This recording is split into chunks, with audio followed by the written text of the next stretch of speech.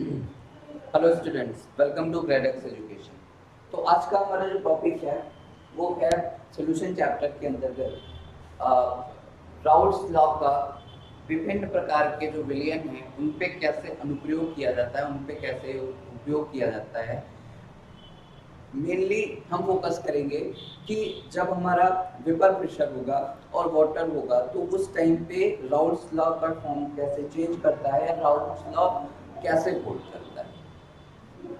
Raoult's law में हमने आपको उसका डिफिनीशन में बताया था कि राउल्ट्स लॉ विलियन के लिए ऐसे ही है जैसे कि आपने पढ़ा हो कि आपका जो इक्वेशन है उसमें केमिकल इक्विलिब्रियम का इक्वेशन हो गया, ठीक है, और मास इक्विवेलेंट या आप एनर्जी से रिलेटेड जो भी रूल्स पढ़े हैं ऐसे ही कुछ आपका राउल्ट्स लॉ। तो आइए टॉपिक स्टार्ट करते हैं और टॉपिक है हमारा विलयनों के वास्तुदाप तथा राउल्ट्स का नियम। टॉपिक है क्या? विलयनों का वास्तुदाप तथा राउल्ट्स का नियम। ठीक है ना। पहले आप जो भी टॉपिक लिखा है इसके एक एक वर्डिंग पे आएगी। क्या बात कर रहे हैं हम? बात करेंगे किसकी? तो विलयन की। और किसकी बात करेंगे? वास्तुदाप। और उसके बाद बात किसकी करेंगे? तो राउल्ट्स के नियम। इसका मतलब कि विलयनों का वास्तुदाप तथा राउल्ट्स का नियम। सबसे पहले हमें अगर हम इन दोनों को जोड़ते हैं तो ये समझिए कि विलयनों प्लस क्या है? वास्तुदाप। तो इसका मतलब क्या है? हम फोकस कर रहे हैं किस पे? विलयनों के वास्तुदाप पर। किस पे फोकस कर रहे हैं बेटा? विलयनों के वास्तुदाप पर फोकस कर रहे हैं। और उसके बाद किस पे फोकस कर रहे हैं? राउल्ट्स के नियम पे। किस पे? राउल्ट का नियम। ठीक, विलयनों के वास्तुदाप और राउल्ट का नियम, यानी कि विलयनों के वास्तुदाप के लिए राउल्ट का नियम कैसे होल्ड करता है ये आपको बेटा समझना है। पॉइंट ये है हमारा जो पॉइंट बनता है वो यही बनता है कि विलयनों का वास्तुदाप और राउल्ट का नियम क्या है। इसमें अगर हम सबसे पहले बात करें तो द्रव का वास्तुदाप। आइए समझते हैं जरा। पहले हम बात करेंगे द्रव का वास्तुदाप।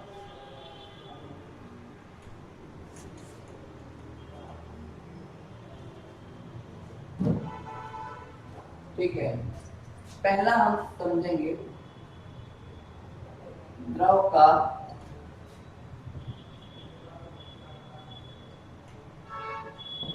वास्तुदाप। अब द्रव के वाष्पदाब के लिए हम बात करेंगे। तो द्रव का वाष्पदाब अगर अब इसमें बात आती है कि अगर किसी एक बंद द्रव को बंद पात्र में ले लेते हैं और पात्र से हम वायु को निकाल देते हैं। जैसे आपको पता है कि हमारे सराउंडिंग में जो एयर है वो बहुत ज्यादा है, एयर की डेंसिटी है। अब आप समझिए कि हमने एक सोल्यूशन का एक कंटेनर लिया और उस कंटेनर में सोल्यूशन को भर लिया और सोल्यूशन भरने के बाद अगर हम उसको एयर टाइट कर दें। एयर टाइट करने का मतलब यही होता है, या आप ये समझिए कि उससे जितना उसमें वाष्प है वो हम बाहर निकाल देंगे।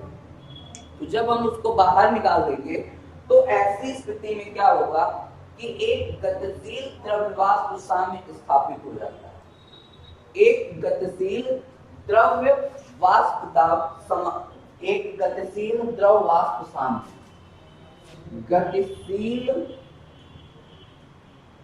गतिशील द्रव वाष्प साम्य। समझिएगा, हम केवल वर्डिंग्स पे जाएंगे। क्या बोल रहा है बेटा?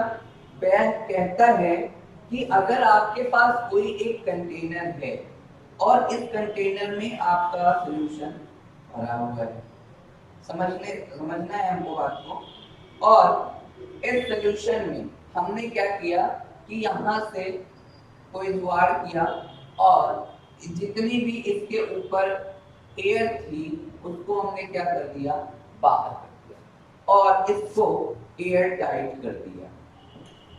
ठीक है, एयर टाइट करने के बाद जब ऐसी कंडीशन बन गई तो क्या होगा कि विलयन में गतिशील द्रव वाष्प साम्य, गतिशील द्रव वाष्प साम्य स्थापित हो जाएगा। अब देखिए, गतिशील भी है, द्रव वाष्प भी है और साम्य भी है।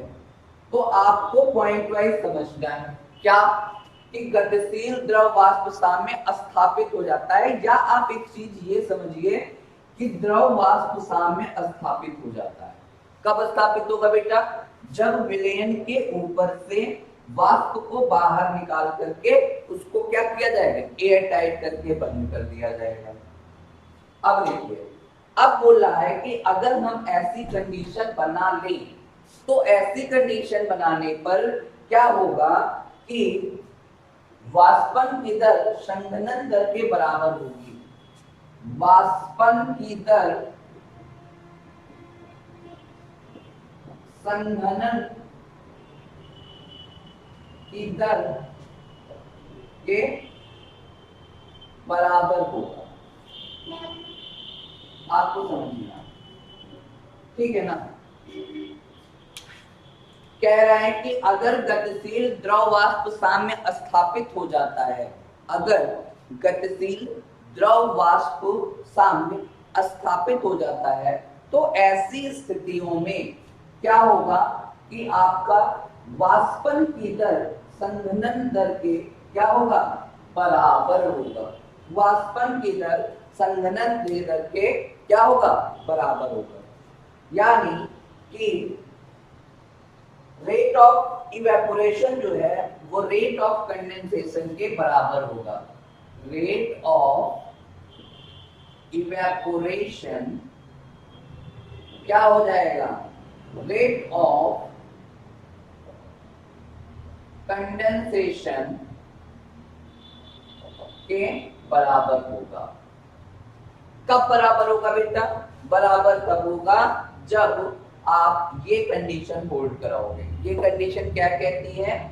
ये कंडीशन आपकी कहती है कि अगर आपके पास कोई विलयन है और विलयन से आपने वाष्प को बाहर निकाल दिया है तो ऐसी स्थिति में गतिशील वाष्प द्रव वाष्प साम्य स्थापित हो जाता है, या एक साम्यावस्था की कंडीशन आ जाती है और ऐसी कंडीशन पे वाष्पन की दर संघनन की दर के बराबर होता है।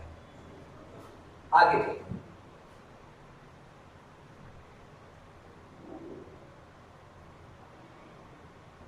अब जब आप इतनी बात को समझ गए कि साम्यावस्था की कुल मिलाकर के अगर आप उसको छोटे लैंग्वेज में आसान भाषा में समझना चाहें तो आसान भाषा में कहने का मतलब ये है कि साम्यावस्था की अवस्था में, साम्यावस्था की कंडीशन में rate of evaporation is equal to the rate of condensation. What is it PT? इसका मतलब ये है कि अगर साम्यावस्था है, पहली बात आपको ये समझना है। अब ये साम्यावस्था विलयन के लिए बेटा अलग अलग हो सकता है, अलग अलग कंडीशन पे फॉलो हो सकता है।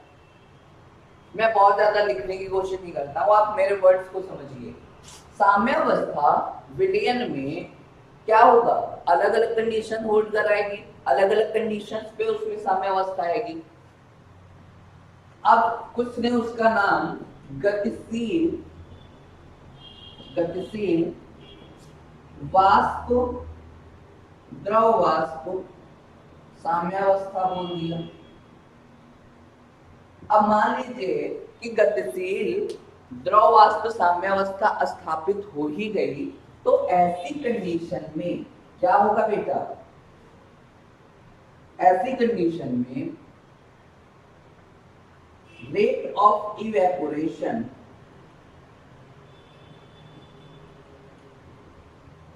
यानी वाष्पन की दर क्या होगा, रेट ऑफ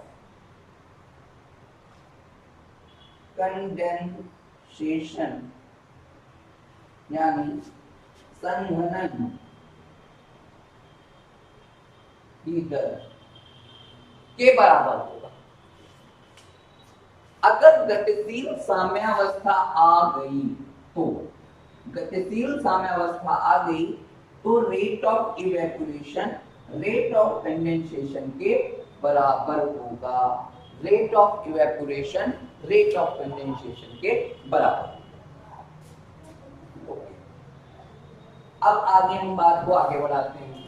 अगली बात जो हमारी होगी वो ये कहता है बेटा कि एट द कांस्टेंट टेम्परेचर, ठीक है, एट द कांस्टेंट टेम्परेचर किसी निश्चित ताप पर गतिशील साम्यावस्था में एक द्रव की बात। अब यहाँ पे आ जाइए जो हमने आपको बताया था कि द्रव का वाष्प ताप, द्रव का वाष्प ताप,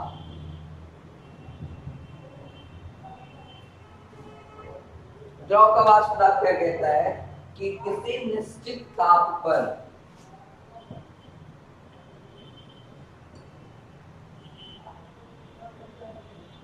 किसी निश्चित ताप पर गतिशील साम्यावस्था,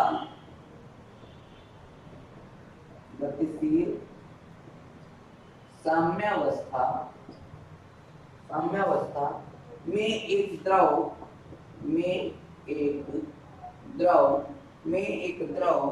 की वाष्प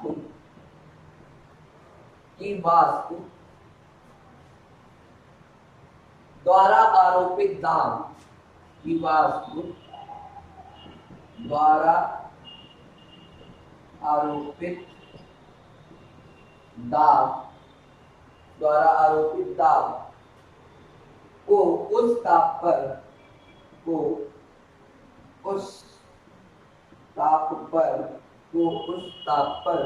द्रव का वाष्प दाब कहा जाता है।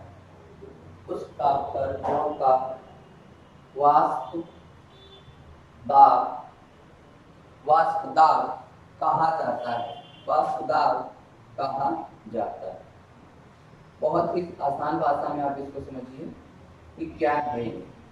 ये बोलता है कि द्रव का वाष्प दाब क्या है। हमने आपको हमेशा बताया है कि जब भी आप केमिस्ट्री, फिजिक्स या किसी भी सब्जेक्ट, मैथमेटिक्स को छोड़ दीजिए, किसी भी सब्जेक्ट में आप डेफिनेशन पढ़ने जाइए तो सबसे पहले वो टॉपिक को आप समझ लीजिए। टॉपिक क्या है, हेडिंग क्या है आपकी। हमने लिखा द्रव का वाष्प दाब, तो इसका मतलब साफ है कि हम बात करेंगे किसकी, वाष्प दाब की, और किसके, तो द्रव के। तो दो बातें आपकी क्लियर हो गई। तीसरी बात, कंडीशंस को समझ लीजिए कि उस पर्टिकुलर डेफिनेशन की क्या कंडीशन है, क्या लिमिटेशन है, कब वो होल्ड करेगा। दो बातें समझ में आ गई। उसके बाद एक बार आप इसके गो थ्रू हो लीजिए, आपको कभी रटने की जरूरत नहीं पड़ेगी। समझिए, द्रव का वाष्प दाब आपको जानना है। इसने कहा सबसे पहले कि निश्चित ताप पर, यानी टेम्परेचर आपका क्या है बेटा जी, तो टेम्परेचर आपका constant, that is the first condition. Next, गतिशील साम्यावस्था में दूसरी क्या कंडीशन कह रहा है कि आपका मूवेबल इक्विलिब्रियम होना चाहिए।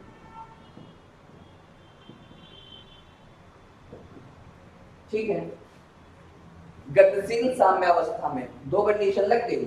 द्रव की वाष्प द्वारा आरोपित दाब, उस ताप पर द्रव का वाष्प दाब कर रहे हैं। अब क्या बोला कि जिस भी द्रव की आप बात कर रहे हो, पहली कंडीशन टेम्परेचर को कांस्टेंट कर दीजिए, दूसरी कंडीशन मूवेबल इक्विलिब्रियम हो जाए, तब कोई भी द्रव हो XYZ, उसके वाष्प द्वारा आरोपित दाब, भाई वाष्प है, गैस है, तो प्रेशर एक्सर्ट करेगा ही करेगा, तो जो प्रेशर वो एग्जर्ट कर रहा है वही प्रेशर उस पर्टिकुलर द्रव का उस पर्टिकुलर टेम्परेचर पर क्या कहलाता है बेटा, वाष्प दाब कहलाता है। बस काम खत्म हो गया। हमने क्या बताया, आपको टॉपिक समझ लीजिए और कंडीशन समझ लीजिए, डिफिनीशन अपने आप बन जाएगी। कंडीशन क्या बोला, तो कंडीशन आपकी दो, पहला बेटा कांस्टेंट टेम्परेचर और दूसरा बेटा क्या, मूवेबल इक्विलिब्रियम।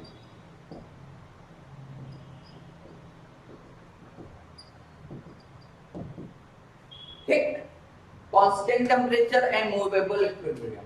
कंडीशन वर्ड हो गई, द्रव का वाष्प दाब। किसका वाष्प दाब की बात कर रहे हैं, द्रव के वाष्प दाब की बात कर रहे हैं। तो कौन प्रेशर लगाएगा, द्रव लगाएगा। द्रव तो लगाएगा नहीं तो कौन लगाएगा, द्रव के वाष्प लगाएगा। हो गई डिफिनीशन कंप्लीट। किसी निश्चित ताप पर गतिशील साम्यावस्था में एक द्रव के वाष्प द्वारा आरोपित दाब को उस ताप पर द्रव का वाष्प दाब कहा जाता है। That's it. आपके पास एक द्रव है, कंडीशन ये होल्ड कर रही है, उसके वेपर से, उसके वाष्प से जो प्रेशर एक्सर्ट हो रहा है वो उस पर्टिकुलर टेम्परेचर पर क्या कहलाएगा बेटा, द्रव का वाष्प दाब कहलाएगा। आगे बढ़ते हैं। बहुत ही इंटरेस्टिंग चीजें हैं, अगर आप रटने बैठेंगे तो आप एक भी चीज नहीं रट पाएंगे, और रटने के बाद भूलने की जो आप लोगों को बीमारी होती है वो कंटिन्यू बनी है। चीजों को रटने के जगह पर यूटिलाइज करना चाहिए, चीजों को समझने की कोशिश करिए कि कैसे उनका इम्प्लीमेंटेशन हो रहा है, कैसे डिफिनीशन बन रही है। क्योंकि जो डिफिनीशन बन रही है वो कोई बहुत हाई लेवल पे हम उस बात नहीं कर रहे हैं, आपके स्टैंडर्ड की बात है तो आपके मस्तिष्क के लेवल की है वो बात। तो आप वहां समझिए, वहां तक पहुंचिए जहां तक वो पहुंचाना चाह रहा है। तो इसके लिए जरूरी ये है कि आपको बुक की स्टडी करनी है। समझ में आ रहा है, नहीं समझ में आ रहा है, बट ओरली कम से कम 1 या 2 बार आप पूरी बुक की स्टडी करिए, उसको समझिए कि चीजें कैसे लिखी जा रही हैं। और अगर आपको वर्ड समझ में आ गए, अगर आपको शब्दों को समझना आ गया, तो आपके लिए परिभाषाएं, डिफिनीशन और ये सारी चीजें कोई मैटर नहीं करेंगी, बहुत ही आसानी से आप उसको समझ सकते हैं। लेकिन अगर आपको शब्दों में समस्या है, शब्द से ही आप वाकिफ नहीं है, शब्द से ही आप ये चीजें नहीं निकाल पा रहे हैं, तो आपको बेटा हर डिफिनीशन रटनी पड़ेगी। और अगर डिफिनीशन रटनी ही स्टार्ट कर देंगे तो आप कितनी डिफिनीशन रटेंगे, बहुत सारी डिफिनीशन। ठीक है, तो फोकस रहिए, आगे हम लोग चलते हैं। अब बोल रहा है कि जब हमने द्रव के वाष्प दाब की बात कर ली, तो अब ये भी बात कर लेते हैं कि किन किन चीजों पे डिपेंड करता है। तो आइए, टॉपिक है हमारा द्रव के वाष्प दाब, द्रव के वाष्प दाब की निर्भरता। फिर वही बात कहेंगे हम, राइटिंग थोड़ी सी खराब हो सकती है, बहुत सिस्टमैटिक लिखने की आदत नहीं है मुझे, लेकिन हम आपको समझाएंगे पूरा। आपको केवल सुनना है और यहाँ जो लिखा जा रहा है उसको देखना है, कि आप देखिए कि चीजें कैसे आपको बताई जा रही है। हमने लिखा कि द्रव के वाष्प दाब, अब हम वही फिर पूछेंगे कि बेटा क्या है वाष्प दाब, तो आप बोलोगे कि सर पहले 2 कंडीशन है कि कांस्टेंट टेम्परेचर हो और मूवेबल इक्विलिब्रियम हो। तो ऐसी कंडीशन में किसी द्रव के वाष्प द्वारा जो दाब लगाया जाता है, जो प्रेशर एक्सर्ट किया जाता है, वही दाब उस पर्टिकुलर टेम्परेचर पर, उस ताप पर द्रव का वाष्प दाब कहलाता है। हो गई कंडीशन। तो कंडीशन ये क्या बोल रहा है कि जब निर्भरता देख रहा है कि किन किन चीजों पर द्रव का वाष्प दाब निर्भर करेगा, तो कंडीशन भी तो सेम होगी। पहली कंडीशन आ गई आपकी टेम्परेचर, दूसरी कंडीशन आ गई साम्यावस्था। ये तो मान लीजिए आपके 2 कंडीशंस थे। अब इनमें देखते हैं कि किन पे होल्ड करता है। तो निर्भरता सबसे पहले आएगी द्रव की प्रकृति। पहली निर्भरता है द्रव की प्रकृति। बहुत इंपॉर्टेंट है, आप भी समझ रहे हो कि भाई द्रव की प्रकृति ही तो मेन है ना। अगर विलयन बन रहा है, विलयन की प्रॉपर्टी की बात हो रही है, तो विलयन किस द्रव से बना हुआ है इसकी भी बात तो होगी, उसके बारे में भी तो बात करेंगे आप, कि उसके बारे में बात नहीं करेंगे। तो सबसे ज्यादा जरूरी ये है कि उस द्रव की का नेचर कैसा है, क्या वो ध्रुवीय विलयन है, क्या वो अध्रुवीय विलयन है, क्या वो उस पर ताप की निर्भरता बहुत ज्यादा है, क्या उस पर ताप की निर्भरता नहीं है। तो ये सारी चीजें कैसे पता चलेगी, ये सारी चीजें उसके प्रकृति से निर्भर करेगी। ठीक है, द्रव की प्रकृति के बाद दूसरा है ताप। हमने अभी वहां लिखा ना कि जो वाष्प पदार्थ के लिए जरूरी है वो उसकी निर्भरता के लिए तो इम्पोर्टेंट हो गया ना। तो आपको दो चीजें तो पहले से पता चल गई। तो ताप, अब ताप की निर्भरता से कैसे है,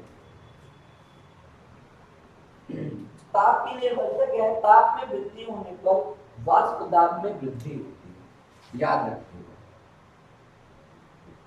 ताप में वृद्धि होने पर वाष्प दाब में वृद्धि, दैट मीन्स कि टेम्परेचर के डायरेक्टली प्रोपोर्शनल, ठीक है, ताप में वृद्धि के डायरेक्टली प्रोपोर्शनल। और तीसरा है कि अवाष्पीय विलय की उपस्थिति,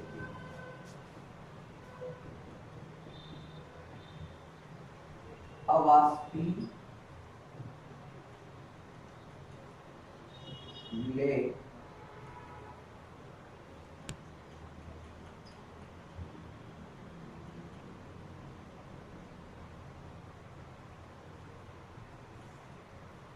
अवाष्पीय विलय की उपस्थिति। तो अवाष्पीय विलय की उपस्थिति का मतलब ये है कि हम क्या करेंगे कि द्रव के प्रकृति की बात कर लिया, टेम्परेचर की बात कर लिया, और अब अगर कुछ ऐसे पदार्थ आपके विलयन में उपस्थित हैं जो वाष्पीकृत नहीं होते, तो ऐसी स्थिति में वाष्प दाब पर उसका प्रभाव पड़ेगा, और वो प्रभाव ऐसा पड़ेगा कि वाष्प दाब अवमन होता है। यानी इसका मतलब क्या है कि अगर अवाष्पीय विलय है तो अवाष्पीय विलय ये इनवर्सली प्रोपोर्शनल होता है वाष्प दाब के। यानी अगर अवाष्पीय विलय ज्यादा होगा तो वाष्प दाब कम होगा, और अवाष्पीय विलय कम होगा तो वाष्प दाब ज्यादा। ठीक है, तो आपको हमने समझाया कि द्रव का वाष्प दाब क्या होता है, उसका विभिन्न कारकों पर निर्भरता क्या होती है। अब इसके आगे हम लोग पढ़ेंगे कि इसका विलयन चैप्टर में क्या प्रयोग है, या राउट्स के नियम में क्या प्रयोग है। तो वो समझने के लिए हमें अगले क्लास पे मिलना होगा, और तब तक के लिए आपको थैंक यू वेरी मच। मिलते हैं अगली क्लास में नए टॉपिक के साथ। Thank you.